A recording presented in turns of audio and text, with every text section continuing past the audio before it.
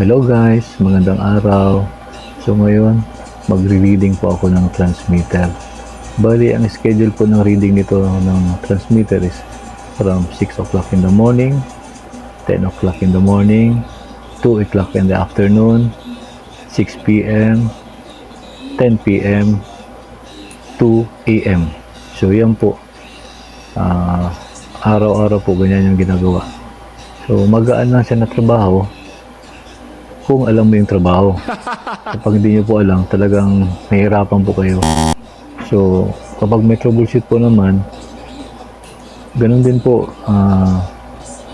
Kung wala kayong mga pyesa, talagang mahirap ayusin.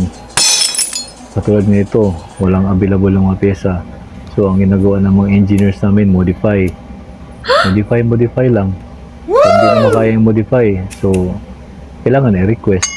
Depende rin sa ministry kung may pondo sila o may budget. Ganito lang yung trabaho namin dito. Kung meron troubleshoot, yun. Bilad naman kami sa araw, hanapin yung saan mga sira. So, ganun lang talaga.